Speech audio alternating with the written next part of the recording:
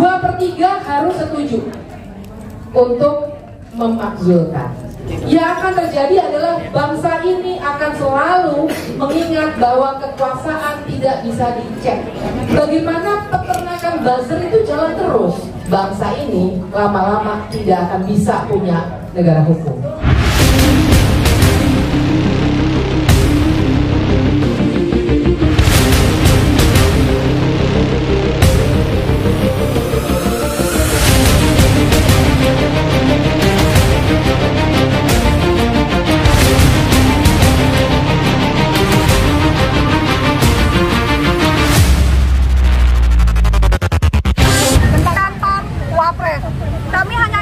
Kami hanya ingin memberitahu bahwa program lapor Wapres adalah produk gagal karena tidak siap akan kehadiran masyarakat.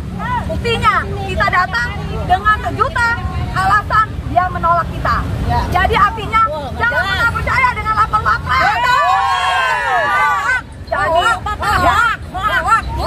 buat katanya antara polisi sama bapak pinteran polisinya katanya. Betul. Memang pinteran polisinya, tapi karena memang kerjaannya ya, tapi sebetulnya aku yakin sih polisi juga kesel banget karena dia masuk ke dalam nggak ada kejelasan. Dia mau ngarang apa sama polisinya juga serba salah. Sama emak aja udah nggak bisa ngomong apa-apa. Itu aja nih. Jadi artinya memang jadinya polisinya harusnya mungkin polisinya lah yang masuk ke dalam ya itu karena mungkin lebih pintar. Itu aja sih dari saya. Ada lagi pintar bahwa dia tidak pernah melakukan tindakan cabul itu. Nah itu satu ya, Bu Fafa. Yang kedua PR dari Mas Lukas adalah bapaknya. Nah kalau bapaknya saya kira saya sudah banyak ya, dan sekarang persoalannya gini, tentu saja kita tidak lagi bisa pakai pasal 7A itu karena Jokowi bukan lagi presiden. Nah tapi saya harus bilang, kalau dia sudah tidak lagi jadi presiden, maka sesungguhnya hukum pidana maupun perdata bisa berlaku terhadap seseorang siapapun dia. Ibu dan Bapak jangan pernah lupa bahwa Soeharto sebenarnya perdata dia 1 kalah, Yayasan Sumber Semar 1 kalah. Pidananya sebenarnya jalan, tapi di stop waktu itu oleh Jaksa Agung. Nah, jadi ada kunci di situ Jaksa Agung. Tapi jangan lupa bagaimana kita bisa membongkar kelindahan ini, karena Jaksa Agung adalah anggota kabinet, dipilihnya oleh presiden yang baru tentu saja. Nah, jadi ini mungkin barangkali sesuatu aspek politik yang nanti oleh para narasumber yang lain bisa digali lebih lanjut. Nah, sorry saya kelupaan. Untuk Bu Fafa tadi tantangannya adalah prosedur.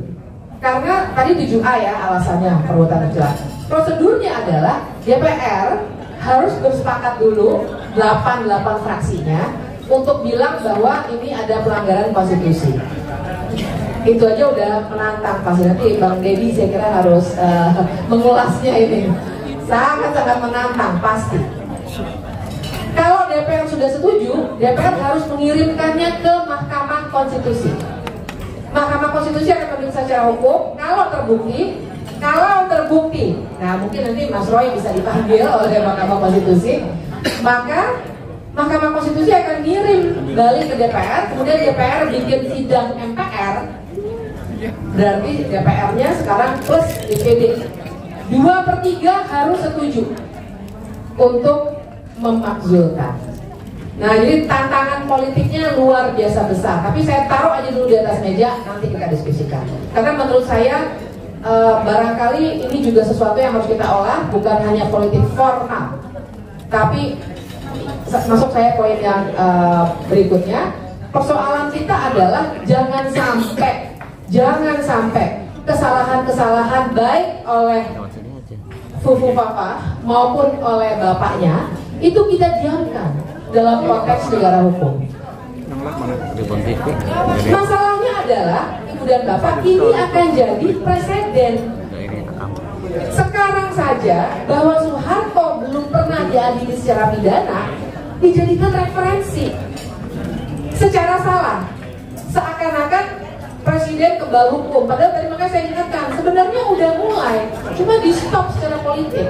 Nah, yang saya khawatirkan kalau kita bahkan tidak memulainya, yang akan terjadi adalah bangsa ini akan selalu mengingat bahwa kekuasaan tidak bisa dicek. Dan ini bahaya buat kita ke depannya. Dan yang terakhir, tadi saya poin terakhir gini, masalahnya adalah kalau Milan Kundera sering banget sudah dikutip ya, udah agak-agak ini ya, udah agak terlalu pasaran dan kali dikutip, tapi tetap relevan. Perjuangan melawan kekuasaan adalah perjuangan melawan lupa. Nah, yang saya khawatirkan Ibu dan Bapak sekalian, secara hukum sulit, secara politik nampaknya makanan lebih menarik daripada omongan. Ya sudah lah, nggak apa-apa. Untuk yang tertarik makanan nggak apa-apa. Tapi saya mau bilang, yang saya khawatirkan kalau hal ini tidak kita narasikan terus-menerus, ini akan tenggelam. Betul. Bukan hanya secara hukum, di media sosial sampai ada yang ngelah-ngelah, oh Fufu Fafa itu Roy Suryo gitu kan. Itu kecil-kecil Ibu dan Bapak, tapi nanti kita bisa tanya lagi sama Mas Roy, bagaimana peternakan buzzer itu jalan terus. Barangkali di sini juga ada. Nah, tapi saya nggak soal kalau pada kita, saya kira kita semua udah biasa dengan itu. Persoalannya adalah sebagai bangsa. Kalau adik-adik kita, anak-anak kita, cucu kita sampai 10-20 tahun kemudian selalu percaya bahwa kekuasaan tidak bisa diawasi, tidak bisa kena akibat hukum dan politik, bangsa ini lama-lama tidak akan bisa punya negara hukum. Dan buat saya itu yang paling berbahaya. Oke ya. Ya, terima kasih Mbak Bu Fitri. Tampaknya sudah loud and clear ya, sudah sangat jelas memperkuat bukti-bukti dari Bung Roy. Mbak Fitri sebagai pakar hukum jelas bahwa pemaksulan itu punya basis materialnya, dan itu harus dilakukan agar tidak jadi presiden bahwa presiden Indonesia yang Pak Presiden atau Wakil Presiden yang ngaco bisa seenaknya melakukan kekacauan dan tanpa ada konsekuensi hukum. Nah, sekarang pertanyaannya ini adalah berikutnya adalah untuk politikus kita ini. Saya mengutip kawan saya